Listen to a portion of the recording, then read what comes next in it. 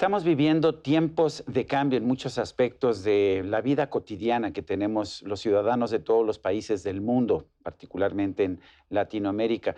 Pero una de las grandes amenazas que estamos resintiendo son las amenazas a la libertad de expresión y a la libertad de prensa. Yo quiero agradecer el que haya aceptado esta entrevista a la distancia. Carlos Jornet, él es periodista argentino, es director del diario La Voz del Interior, se encuentra en Córdoba, Argentina, actualmente es presidente de la Comisión de Libertad de Prensa e Información de la Sociedad Interamericana de Prensa. Don Carlos Jornet, gracias por esta conversación. ¿Cuáles son las principales amenazas que están viendo ustedes desde la Sociedad Interamericana de Prensa a la libertad de expresión? Gracias a ustedes por interesarse en este tema que es crucial para la vida democrática. Realmente América Latina está viviendo momentos muy complejos. Lo que se ha vivido en estos días en Nicaragua, lo que se está viviendo en Cuba, y bueno, y distintos episodios que están ocurriendo en países de la región como El Salvador, el mismo México, Argentina, países que van y vienen con la relación entre los gobiernos y la prensa, y donde esa tensión se manifiesta en estigmatizaciones, en presiones, en censura, en persecuciones, en detenciones, en allanamientos a medios y a viviendas de periodistas. Es decir, es un momento realmente difícil, donde además la prensa está condicionada por todo el marco de crisis económica y pandémica que se vive en el continente y en el mundo.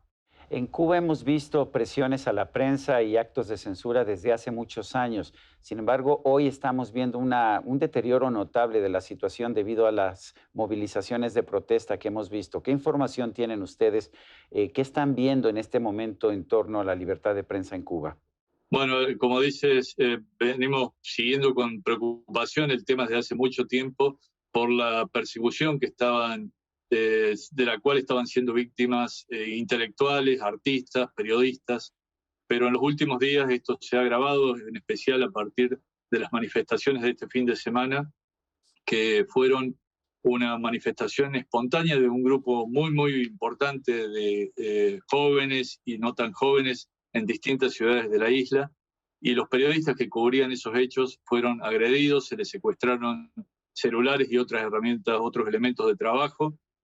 Muchos de ellos fueron detenidos y hoy, la verdad, estamos intentando retomar contacto con algunos de nuestros corresponsales en la isla. Tenemos un vicepresidente regional que nos mantiene informado de toda la situación que se vive, pero lamentablemente hace 2 días que hemos perdido contacto con él. Esperemos que sea solo por el corte de internet que se vive en toda la isla y por los cortes de energía eléctrica. En Nicaragua hemos visto a un gobierno encabezado por el presidente Daniel Ortega que se ha vuelto cada vez más autoritario. ¿Ha afectado esto la libertad de prensa? Sí, sin duda. Nosotros hicimos entre el 28 de junio y el 2 de julio una misión virtual a Nicaragua. Digo virtual porque, a diferencia de las anteriores, donde pudimos trasladarnos en persona al país y tomar contacto directo, no solo con periodistas, académicos y dirigentes de la oposición, sino también en aquel momento pudimos trabajar con libertad. En esta ocasión debimos recurrir a la visita virtual, en parte por las circunstancias pandémicas que se viven, pero también por el clima de persecución que hay contra la prensa. Lo que estamos viendo es una realidad donde se vulneran los derechos humanos, donde se avasalla a la prensa y donde se la intenta censurar de modo directo, con presiones, con amenazas, con persecución. Esto lo vamos a presentar en pocos minutos más en una entrevista que vamos a mantener con la presidenta de la Comisión Interamericana de Derechos Humanos, Antonia Urrejola, y con el relator especial para la libertad de expresión, Pedro Vaca, que han aceptado esta reunión, que nos han propuesto esta reunión para que les elevemos el informe y para que los ayudemos también a elaborar un plan de acción que permita restaurar la institucionalidad en ese país tan golpeado por años y años de gobiernos autoritarios.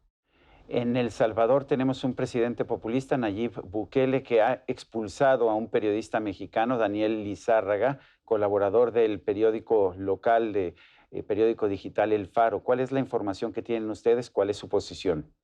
Bueno, desde la Sociedad Interamericana de Prensa expresamos la preocupación y la solidaridad con Lizárraga porque entendimos que fue un acto claramente de censura y además un mensaje dirigido al conjunto de la prensa de que Bukele no acepta cuestionamientos, de que no acepta críticas y de que se encamina también a una deriva autocrática, una deriva autoritaria en ese país.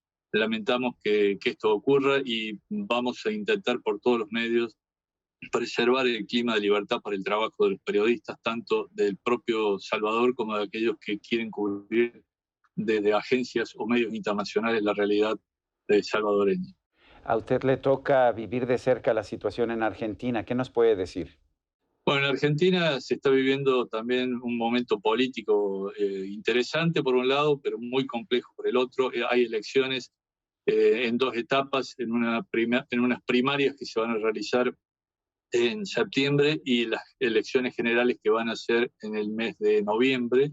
Y esto ha tensionado más no solo la relación entre el gobierno y la oposición, o entre el gobierno también y la prensa, sino también dentro de la propia alianza gobernante. Ustedes saben que Alberto Fernández llegó al poder en una alianza donde distintos sectores del peronismo se unieron al kirchnerismo puro, al kirchnerismo cristinista, y este sector es el que hoy intenta redoblar la apuesta contra la prensa, intenta de distintas maneras estigmatizar el trabajo periodístico, descalificar el trabajo periodístico. No se vive la misma situación que en el gobierno de Cristina Fernández, pero lentamente se ha ido degradando el clima para la libertad de expresión en la Argentina. ¿Qué están viendo ustedes en México? Bueno, en México nos preocupan dos cosas. Por un lado, que siga la violencia contra periodistas, que sigan muriendo periodistas. Ustedes saben, lo saben mejor que nadie, que es un país no solo desde hace años el de mayor violencia contra la prensa en el continente, sino que además es el primero a nivel mundial si se exceptúan aquellas naciones que viven conflictos bélicos. Y por otro lado, se vive también una situación de impunidad. Se cumplen estos días 30 años de otro asesinato más que no tuvo respuesta judicial. Y sin embargo, el presidente Andrés Manuel López Obrador ha instaurado esta política de permanentemente confrontar con la prensa de un modo que, bueno, podemos decir que es de descalificación, es estigmatizante, y también que llega muchas veces a la ridiculización, y eso creemos que es de una enorme irresponsabilidad, es gravemente peligroso por la espiral de violencia que puede desatar contra medios y periodistas, y más, como digo, en un país como México. El presidente Andrés Manuel López Obrador afirma que él tiene el derecho de responder a las críticas que se le hacen con otras críticas. ¿Qué opinan? Sí, sin duda el derecho a responder a las críticas le corresponde a todo dirigente político, a todo ciudadano, pero él no puede desconocer que su palabra, lanzada desde el estrado de la presidencia de la Nación, tiene un efecto enorme y que la consecuencia es poner en mayor riesgo aún a quienes informan a la sociedad. Y nos preguntamos, ¿tanto resentimiento guarda con el periodismo y los medios que prefiere burlarse de ellos antes que garantizar su seguridad? Tampoco puede desconocer que, pese a su compromiso de poner fin a la violencia, siguen muriendo periodistas y que la impunidad de sus autores continúa siendo la respuesta del Estado, más allá de que no es responsabilidad de él todo lo ocurrido en las últimas décadas en México, pero ha habido inacción, ha habido negligencia, falta de recursos, falta de protección de distintos niveles de gobierno, sea federal o sean estaduales, y él también tiene que hacerse cargo de eso. Entonces le pedimos que ahorre energía en denunciar mentiras y las dedique a proteger la tarea de quienes investigan e informan, a abrir la información del Estado a la ciudadanía en su conjunto, a promover un debate informado de la ciudadanía, en definitiva, a profundizar las actuaciones administrativas y judiciales cuando un medio denuncia irregularidades. El presidente Andrés Manuel López Obrador ha hecho de sus conferencias de prensa de las mañanas el eje central de toda su política pública, y en estas conferencias ha dedicado una sección a la semana, quién es quién en las noticias falsas, pues a cuestionar lo que él considera como noticias falsas. ¿Tienen ustedes alguna opinión sobre este tema? Sí, bueno, el tema de las noticias falsas es un tema remanido de muchos dirigentes políticos, sobre todo de aquellos que están más cercanos al populismo, sea de izquierda o de derecha, ¿no? Porque Donald Trump o Jair Bolsonaro también recurren a esta forma de descalificar el trabajo periodístico.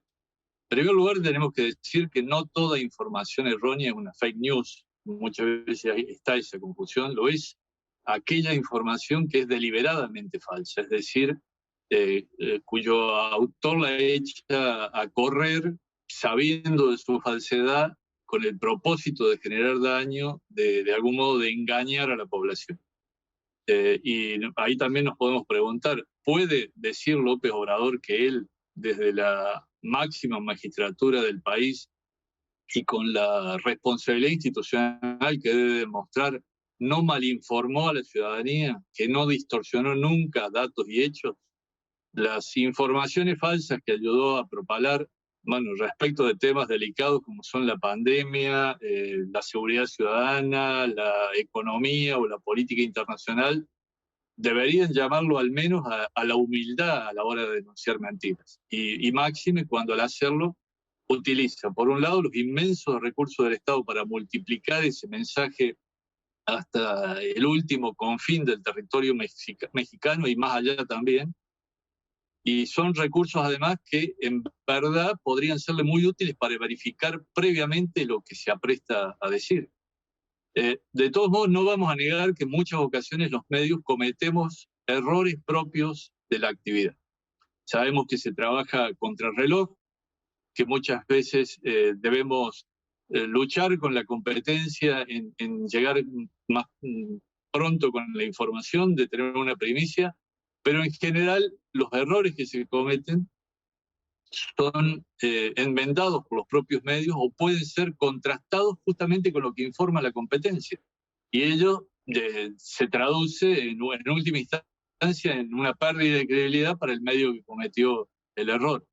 También puede haber críticas malintencionadas al gobierno, pero la forma de responder, y voy al punto que usted me planteaba, Sergio, no es mediante la burla y el ataque que utiliza todo el peso del aparato estatal, sino con información precisa, abierta a la ciudadanía, en un marco de transparencia y libre acceso, que no suele ser, lamentablemente, lo que domina la actividad estatal en México y en muchísimos países de la región. Las leyes de acceso a la información pública, lamentablemente, muchas veces terminan siendo un papel que no tiene aplicación práctica. ¿Piensa usted, don Carlos, que estamos avanzando en materia de libertad de prensa o estamos retrocediendo en América Latina? La verdad, en ningún momento es el ideal para el ejercicio de la actividad periodística, pero en la actualidad, debido a las situaciones que mencionábamos, la crisis económica, por un lado, que asfixia a los medios de comunicación, por otro lado, la situación de crisis sanitaria que ha llevado a muchos gobiernos, lejos de a garantizar el trabajo de los periodistas, a trabajar por la sustentabilidad de los medios de comunicación, han llevado a reforzar los controles, reforzar las presiones sobre los medios, a impedir que se informe sobre hechos vinculados con la pandemia, por ejemplo, como la compra de insumos, la compra de vacunas, la marcha de los operativos de vacunación, sino para también trabajar sobre otras cuestiones que hacen a la vida política o a la vida judicial. Es decir, se ha buscado como argumento el marco tan especial que ha instalado la pandemia para avanzar sobre las libertades públicas, y una de las libertades es la libertad de expresión. Carlos Jornet, periodista argentino, director del diario La Voz del Interior, vicepresidente, presidente de la Comisión de Libertad de Prensa e Información de la Sociedad Interamericana de Prensa. Gracias por esta conversación. Gracias a usted, Sergio, y saludos a toda la audiencia mexicana. Gracias. Y a usted, amigo televidente, que hace posible este programa, se lo agradezco también. Esto es todo por hoy, pero no se lo olvide. Nos vemos la próxima.